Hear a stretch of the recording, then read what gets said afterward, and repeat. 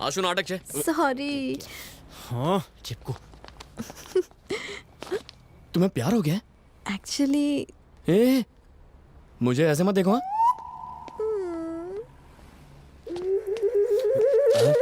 Happy birthday गजा। आज गजा भाई no birthday छे, तो फिर मैं यहाँ क्या कर रहा हूँ?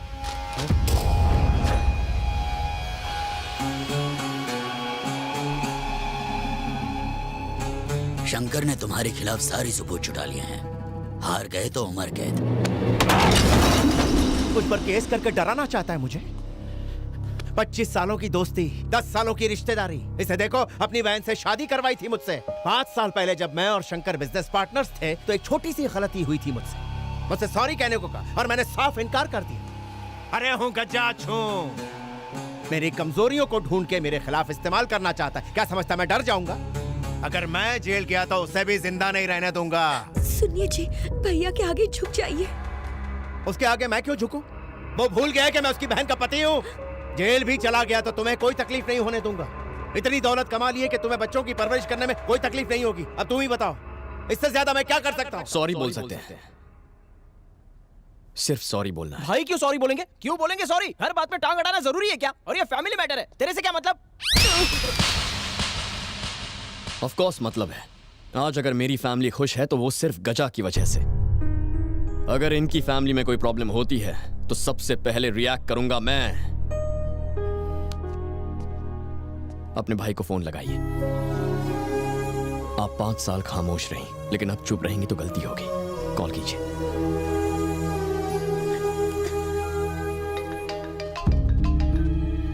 हेलो भैया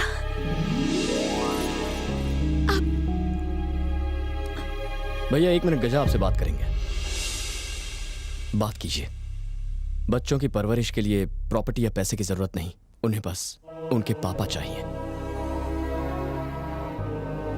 माफी मांगने से गजा की हार हो सकती है, पर एक बाप की जीत होगी। सॉरी कहने में ही सबकी भलाई है।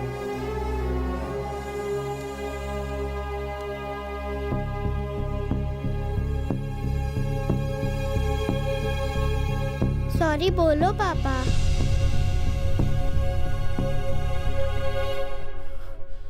सॉरी शंकर। सॉरी मत बोल गजा।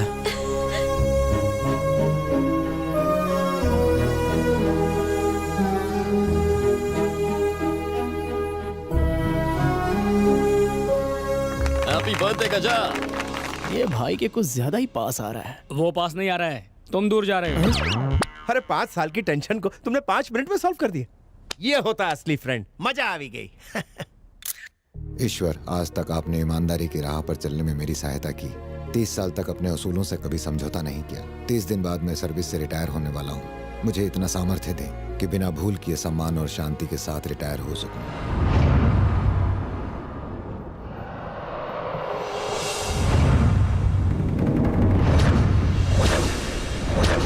मॉल का कंस्ट्रक्शन रुक गया, ये मिनिस्टर साहब को कैसे बताऊं? मिनिस्टर साहब का फोन है सर।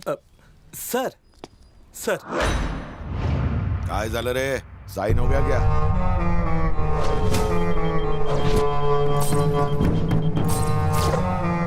नारायण मूर्ति।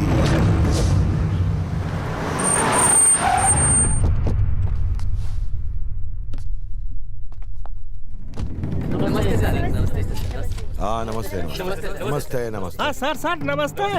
पेट के अंदर खजाना छुपा है क्या? खाए हैं। इकडे नारायण मूर्ति कुठे आहे? आइए सर मिनिस्टर साहब आए हैं। मिनिस्टर साहब, सर नमस्ते सर। आपने क्यों तकलीफ की? मुझे बुला लेते। बैठिए बैठिए सर। सर आपकी फाइल ये रही। अब तो साइन करना ही पड़ेगा।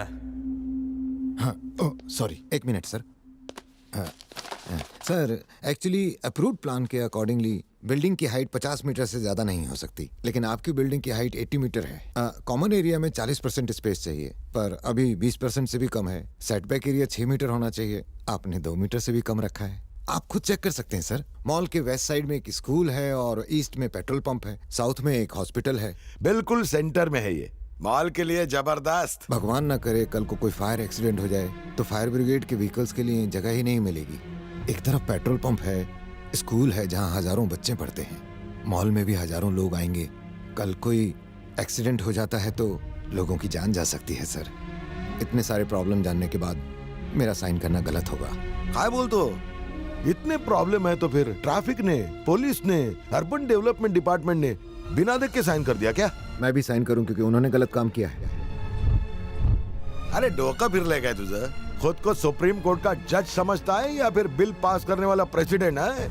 आफ्टर ऑल तू एक सरकारी नौकर है। चल सही कर। I am really sorry sir. आपने मुझसे कहा, दूसरों ने साइन कर दिए, अब मैं कुछ कहता हूँ। एक ऑफिसर इलीगल काम करता था, उसने बेकार स्कूल बसों को चलने का परमिट दिया। ब्रेक फेल होने से उन बसों का एक्सीडेंट हुआ, सैकड़ों बच्चों की जानें गईं। एक्सीडेंट में हुई मौतों का असली जिम्मेदार वो ऑफिसर है जिसने परमिट दिया। क्यों? किसी ने कुछ पैसों से उसका साइन खरीदा और उसने बच्चों की मौत पर साइन कर दिया। अंग्रेजों के राज में बने हुए कई पुल आज भी वैसे ही खड़े हैं जैसे वो सैकड़ों साल पहले खड़े थे, लेकिन हमारे करप्ट बिल्डर्स के बनाए हुए पुल बनने से पहले ही गिर जाते हैं। क्यों? क्यों होता है ऐसा? उन बेईमानों की वजह से जिन्होंने ईमान बेचकर साइन किए। सरकारी अधिकारियों के साइन को कभी कम मत समझना सर। अगर सीधे शब्दों में समझाऊं तो चाहे किसी के जन्म का प्रमाण पत्र हो या किसी के जिंदा रहने का प्रमाण पत्र, चाहे किसी के मरने का ही सत्यापन क्यों ना करना हो, उसके लिए एक सरकारी अधिकारी का साइन चाहिए होता है। जिसका मतलब है एक साइन की अहमियत तय करती है कि किसी इंसान का पास्ट, फ्यूचर और प्रेजेंट क्या होगा। एक सरकारी अधिकारी का साइन उस सरकार से कहीं ज्यादा बड़ा होता है जो हर 5 साल में बदल जाती है, लेकिन उस साइन का महत्व हमेशा रहता है। कानून जनता के लिए बनाए जाते हैं, न कि आप जैसे कुछ लोगों के लिए।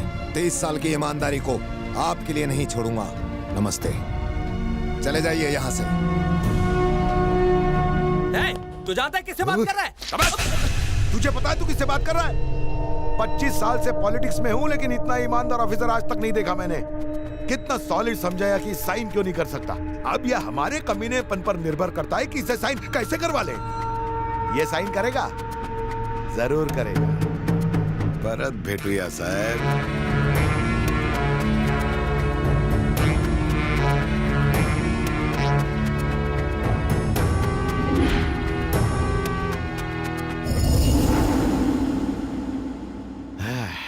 पैसा कमाना तो इंसान का हक है।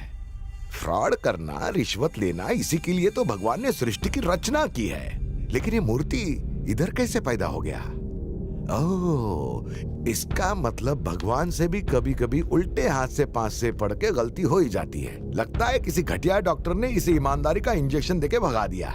ये दुनिया का पहला प्राणी है जो ईमानदारी का पोस्टर लेके घूम रहा है। कैसे भी करके इस नारायण मूर्ति के अंदर करप्शन का वायरस घुसेड़ते हैं। अरे गजा जी सर। बचपन में जेब काटते वक्त मुझे पुलिस ने पकड़ा और बहुत मारा। तेव्हा मला पुलिसची पावर समजली। बाद में एग्जाम के वक्त रिश्वत विश्वत देके मैं भी पुलिस वाला बना। एकदम स्टाइल में मैंने पुलिस स्टेशन में एंट्री मारा तो वहां के एमएलए ने मुझे थप्पड़ मारा। तेव्हा मला एमएलए ची पावर समजली। फिर टिकट खरीद के बूथ कैप्चर करके मैं भी एमएलए बना, लेकिन उन्होंने मुझे छोटी सी असेंबली में बिठा दिया।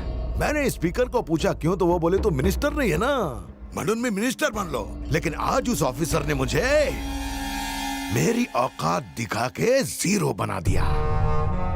मेरे पास पैसा है, प्रॉपर्टी है, पावर है, पर उसके पास ईमानदारी का फुगा है जिसकी हमें हवा निकालनी है। ईमानदारी छुपती है, उसके दामन पे ऐसा दाग लगाऊंगा कि 30 साल की ईमानदारी चूर चूर हो जाएगी। मुझे फाइल पर उसकी साइन चाहिए। सही पाइजे। आप बेफिक्र होकर दिल्ली चाहिए, उसे मैं देख लूंगा। अरे यार, ये रजिस्ट्रार के ऑफिस में सिर्फ मोटे पेट वाले अंकल नजर आते हैं। नहीं ऐसा नहीं, लड़की वड़की नहीं आती। कहाँ घूम रहे हो आजकल तुम लोग? हाँ गाइस, तुम तो बहन जी से बॉलीवुड की हीरोइन बन गई हो। ए, अपना हीरो कहाँ है? लोकेशन अच्छी है इसीलिए जमीन खरीदी है ना सर। ये तो मानना पड़ेगा, पिघलने वाले चॉकलेट की तरह किसी को भी लालची बना देता है। लेकिन इसका प्रॉब्लम क्या है? इतनी हॉट आइटम इसे लाइन मार रही है पर इसे कोई फर्क ही नहीं पड़ता। सूर्या किसी से प्यार करता है। प्यार करता है? कौन है वो? मुझे नहीं पता। तुम्हें नहीं पता? उसको भी नहीं पता है। उसे भी नहीं पता? मतलब एक्चुअली पापा ने एक लड़की पसंद की है, लेकिन सूर्या को उसके बैक साइड से ही प्यार हो गया है। बैग देख के प्यार हो गया? ये बैक ही तो मेन प्रॉब्लम है। सॉल्व हो गई प्रॉब्लम।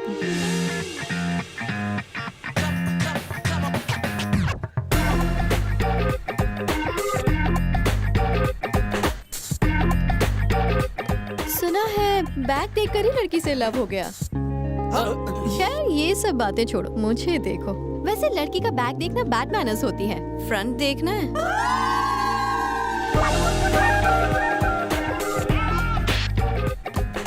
सिर्फ आगे और पीछे की साइड क्यों देखे, पूरी साइड क्यों नहीं? तुम्हारी साइड में वो बात कहाँ जो मेरी साइड में है। साइड का साइज भी इम्पोर्टेंट होता है। कोई बात नहीं, प्लॉट के हिस्से करके बेचूंगा। प्लॉट बेचने की जिम्मेदारी मेरी है। सिंगल पेमेंट अरे रुको यार सर, ऐसा बस प्लॉट बार बार नहीं मिलता। ये हॉट प्रॉपर्टी है, किसी की भी लाट टपकने लगेगी। बिना सोचे उस पर लपक लो। फ्रंट बैक सेंटर सब मेजरमेंट फर्स्ट है। अरे मुझे भी दिखाइए, मेरा कमीशन मारेगा।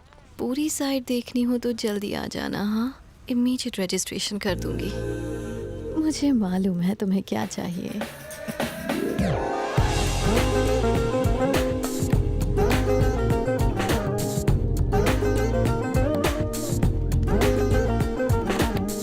कुछ कहना है? क्या कहूँ, अपना रंगीन चश्मा देकर बहुत बड़ी गलती की। तुम्हारा सादा चश्मा ही ठीक था। सर आपने साइट देखी है नहीं? बोलो तो मैं अपने नाम पे रजिस्ट्री करवा लूँ। इन्हें साइट पसंद है, इनके नाम से रजिस्ट्री करवा लो। मैडम मेजरमेंट कोई भी हो, आप यस बोलिए, मैं अपने नाम पे बुक करवा लूंगा। रजिस्ट्री तो होगी, लेकिन सिर्फ सूर्या के नाम पर। मेरा नाम प्रसाद है। सिंगल पेमेंट में रजिस्ट्री। पेमेंट करने के बजाय इसने तो मुंह पे रजिस्ट्री छाप